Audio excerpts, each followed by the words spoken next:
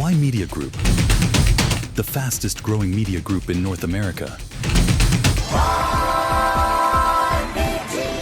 And now on the latest development with the US, Israel, and Iran war, we are in a ceasefire since April 7th, but we know that we've been reporting the past few weeks that this tension escalation essentially moved to the waterway, where we have US vessels blockading the Iranian ports, and then Iran closing the Strait of Hormuz.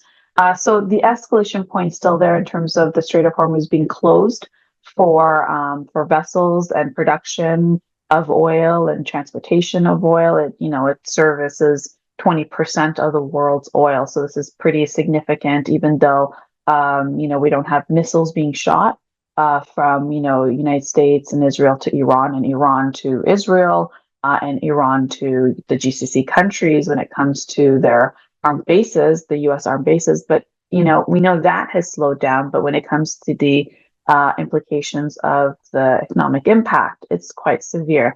And just the latest numbers on the war that's taken place, that launched on February 8th, where United States and Israel shot down and assassinated Ayatollah Khamenei and high official members in the regime. Since that day, since February 28th, including how many people lost their lives in Iran as well as Lebanon, the numbers are at 5,500 people. So lots of lives have been lost, and many thousands more have been injured. We know that many millions of people have been displaced because of this war.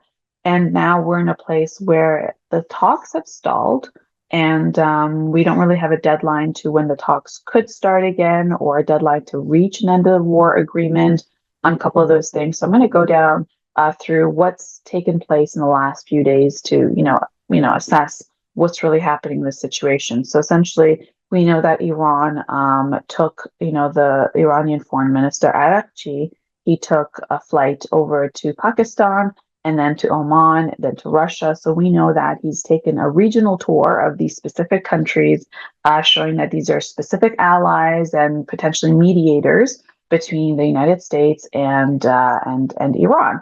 And to this, if you recall, the trip that the foreign affairs minister took to Pakistan, this signaled to President Trump that he should send his delegation, such as Steve Witkoff and Jared Kushner. And then when he saw that, this was on Friday when the foreign affairs minister flew to Islamabad, and then by Saturday, when the U.S. delegation was planning to depart to go to Pakistan for a second round of talks, essentially the foreign affairs minister left, the Iranian foreign affairs minister left Islamabad and went to Oman, signaling that, there was no scheduled talks to take place, and moving on with their, regional tour that he had. So this was significant. And then to this point, of course, President Trump canceled what would have been a U.S. envoy going to Islamabad.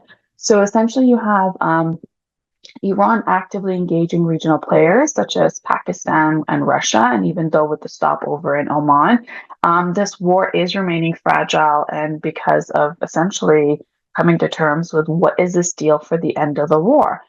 So now the talks are taking place through third parties. It seems, because Iran has put together a proposal through back channel ways through Pakistan. So this new peace proposal via Pakistan mediator actually fundamentally changes the negotiation approach. Essentially, Iran is saying that let's tackle the Strait of Hormuz first, and then we can move on to the deal, the nuclear deal afterwards, right? So Iran is saying, open up the Strait of Hormuz, and then we'll sit and agree on the nuclear aspect of, Iran. The hard line from President Trump's side is that there should be no enrichment of uranium by the Iranians for 20 years, and then what to do with the existing enriched uranium. And then Iran, in that first round of talks, said, we could stop the enrichment of uranium to 0%, so not even for civilian purposes, and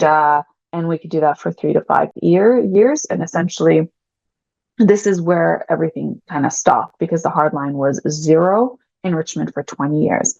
And now, and we know that the president sent the U.S. vessels to blockade the Strait of Hormuz. Well, really the port, essentially preventing Iran from trading.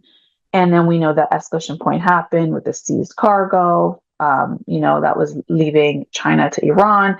And then in retaliation, you had Iranian forces actually seize and damage a private vessel. So we know that the escalation points have taken place. So now Iran is saying, open up the Strait of Hormuz, meaning, remove the blockade on the Iranian port, and then we'll agree on the nuclear, situation and come up with, the agreement. And the U.S. is saying no. First agree to the nuclear terms, and then we will remove the blockade. So that you have a reverse situation on both sides. And of course, both sides have their viewpoints of why it's a pressure point. And so because that pressure point, essentially you have the stalemate of conversation that's happening. Now, this immediate de-escalation, right, is proposed by Iran through the third party channels. And in terms of delaying the nuclear talks, and the United States is saying, no, we're not going to do that. Because they know that if they open up the ports, that if Iran doesn't come to the table and agree to, the hard line on nuclear enrichment, then this war could continue, and then Iran can actually open up close the Strait of Hormuz if they wish to. So this is a strategy that seems to be working from the president's angle in terms of trying to get Iran to the table, but Iran is looking like it's just not agreeing to get to the table. If Iran had agreed, then they would have welcomed, Steve Witkoff and Jared Kushner, coming down over this past weekend from Washington, D.C. to Islamabad for a second round of talks. But to that, Iran did not respond, right? So they said that there's no scheduled talks. And it looked like, in that sense, it made it appear that President Trump is trying to pull a fast one by just sending a delegation without actually having, a reserved set date of talks. And what was interesting was Vice President J.D. Vance was not included in the delegation that President Trump was going to send for the second round of talks. So it's unclear why that's the case when Jared Kushner was tapped into leading the first round of talks and why he was removed for the second. We know that Vice President Jared Kushner has been against this war from the very beginning. This is something that they both campaigned on to end wars in the Middle East. So it's interesting to know maybe something, maybe the vice president had, again, behind closed doors, really let on his opinion on this war, and maybe that's why he was removed. And what would have been didn't happen, second round of talks. So essentially the position of the United States is, let's agree on the nuclear weapons capability, uranium restrictions, long-term guarantees, and then we will remove the blockade on the ports. To this framework is something that both sides are, in a deadlock of. But, what does this mean in terms of, like, if you really look at what the numbers are, is that, Strait of Hormuz, 20% of global oil supply. We know that we've hit over the $100 per barrel mark for when it comes to oil prices. We know that shipping disruptions are ongoing. It's been ongoing for about almost 2 months now, which is very significant when it comes to the markets. We know that this could be what would be a global inflation, and of course, energy markets being hit and supply chains massively disrupted. So this is very significant in terms of what it means for the global economy, and whether China is going to step in. We know that now Russia has been tapped in to, they said that, they're happy to, be the in-betweener between the United States and Iran, as Foreign Affairs Minister Arakchi took a visit to Russia, essentially meeting with Vladimir Putin and the Foreign Affairs Minister Lavrov there. We have photos for you to see of this earlier meeting, essentially the two sides coming together, showing that Iran is pivoting closer to Russia. And, essentially this is a time where the U.S. is refusing direct engagement unless those conditions are met. And to this, Iran and Russia alignment, you can see, is taking place there. There you see if we can go full screen, is a picture of the Foreign Affairs Minister Arakci and Russia's Vladimir Putin. They're showing that their allies, they're there at the table together on each side. On the left side, you have the Iranian delegation, and on the right side, you have the president and the foreign affairs minister, Lavrov, there. And you can see that they're directly at talks. And the Iranian foreign affairs minister essentially, met Vladimir Putin in Russia and saying, and this was followed after his trip to Pakistan and Oman. And what he said in this meeting, you can see, is that the United States has achieved none of its war goals, is a direct quote from Iran's side, and Iran is negotiating from strength and not weakness, is their stance. President Trump is essentially saying that Iran can call us if they want to talk, saying, come to us directly. You don't need to go through mediators. We were going to send, Steve Witkoff and Jared Kushner to sit down and talk to you directly. So that is the president's stance. And essentially, the president's also saying no talks unless Iran agrees to no nuclear weapons. So hard lines there. Essentially, this is what's taking place. So now Iran is engaging. You have Russia, Pakistan, Oman. We have a photo of the Iranian Foreign Affairs Minister Arakci with Oman's Sultan there, having meetings right after he left Islamabad. And then now has gone to Russia. So no, that's not the right one. That is for Israel. So we're going to talk about that afterwards. Okay, so now, this is a developing story. Obviously, we're going to keep up to it minute by minute. And even at that point, Egypt has also entered diplomatic track, saying that it's going to offer its support wherever it can to be able to get involved. And of course, we know that Europe has been hurting significantly. Europe has now backlogged in terms of their oil supply. They're saying, jet fuel is on a shortage, and it will run out of jet fuel unless this situation is resolved in the next coming weeks. So, now I think it's about 4.5 weeks. So that means it's canceled flights, passenger disruptions. It's very significant. We know that Southeast Asia highly, takes oil from that region and highly depends on it. We know fertilizer, all of that is highly affected in Africa and Southeast Asia, Pacific Asia. So this is, we'll see if they step in. But what it means for Iran and why Iran is now going around to have these regional talks and partners. Well, essentially, 90% of Iran's trade goes through the Strait of Hormuz. So when you have the American U.S. vessels blocking off the ports, that's about $435 million a day that Iran's economy loses, right, for its lack of activity because of the blockades. So, it adds up to being billions very, very fast. And this is a choke point. And essentially what it means for Iran is quite devastating, which is a pressure point by the president to get them to the table on some of those key things, because, Iran is now also telling domestically for them to reduce their oil consumption and their energy consumptions.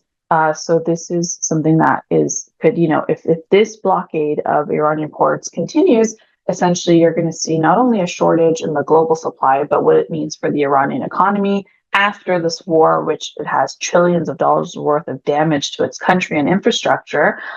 So this oil storage that is in place by Iran that has that relies on stored oil reserves and domestic production. Essentially, we're looking at about 122 million barrels a day. So that's about a 7 weeks current output that Iran has in place. But this risks a permanent reservoir damage, because if it can't get to its capacity level and production level because of the blockade, it could mean massively for its economy. We're looking at their economy could collapse within this 3 months of a blockade. Essentially, why would that be the case? You have oil that equals, their core revenue engine. And when that is disrupted, then you're going to have massive issues when it comes to the revenues that they expect. So this oil chokehold is severe for Iran, because Iran produces about 2 million barrels a day and it cannot export. So the revenue stops. And then, of course, the storage fills. And then, that is a massive issue in terms of the production for more oil, right? Because you would have to have the storage in place. this trade collapse is massive for when it comes to imports of food and goods because of also the blockade. So the economy is losing, significant amount of money, which is going to be very devastating in a very short period of time with inflation rising. And of course, the Iranian rial currency has weakened. So this is severe. So when you take a look at what this means in real time of what's happening, you have tanker traffic through the Hormuz that's collapsed. Before it used to be 125 to 140 ships per day. And now it's announced it's about 7 ships a day. So massively. And then reports have also shown that 37 ships have been turned around from the Iranian ports. So this is quite significant for Iran in terms of what this means in their economy. And now to that, we know that the other countries that are massively affected are the GCC countries, Saudi Arabia, Oman, Qatar, Bahrain, and UAE. And to that, the United Arab Emirates is proposing something new. It is proposing to the United States that it should, and of course, and the other Gulf countries have also joined in and asking the United States for a dollar liquidity backstop. Essentially having swap lines. These are emergency tools that are normally used during this type of crisis where you have 2 months of them essentially affecting their economy, right, in terms of their production and distribution and these channels that they highly rely on. So what this means is it's controlled mainly by the U.S. Federal Reserves. So in simple terms, what this means is that they just want access to dollar and access to global financial stability, right? Because of this 2 months, we're almost a 60-day mark for this disruption. And of course, their facilities have also been hit. We know in Saudi Arabia it was, even though Saudi Arabia decided to extend its capacity from its east-west pipeline to be able to export its oil from the other channel that goes to the Red Sea. So what is a swap line, which is what the GCC countries are now asking for? Essentially, what it is the swap line is a deal where the U.S. Federal Reserve gives dollars to another country's central bank, in this case, UAE, Saudi Arabia, and the GCC countries. And in exchange, it takes the country's currency. So it would take the dirhams, right, from UAE in exchange, and then they later swap it back. So they're not exposed to the currency fluctuation, right? So we know wartime in this crisis has affected the currency of those GCC countries. So this is a swap back where they're less exposed to the currency exchange. And it also serves as an emergency line of credit, but it's in the US dollar, right? Because we know the petrodollar is what is, the oil economy is run on the petrodollar, right? All of oil is traded, like we talk about, how many US dollars per barrel a day is the price because of that. We know that Iran sold oil to China on yuan, which is Chinese currency. So this is also very critical that if the United States doesn't have its dominance in the GCC region and in the Strait of Hormuz, then it also risks, the petrodollar, which it highly relies on for this trade and for this foreign investment. So essentially, this liquidity is a backstop, which essentially liquidity means having cash available, right, to use in a system. And the backstop is the safety net that the GCC countries are asking for, these Arab nations. So the liquidity backstop would guarantee access to cash when the market is frozen because of obviously this crisis that's taking place. And because this entire closure of the Strait of Hormuz, this escalation point with the vessels seizing one another in the seaway, that is disrupting the oil markets. It is unstable. Investors are pulling out of the GCC countries, and now they're looking at places like Hong Kong and elsewhere, which seem to be a lot safer. Canada is on that as well. I'm going to cover that a little bit later with you.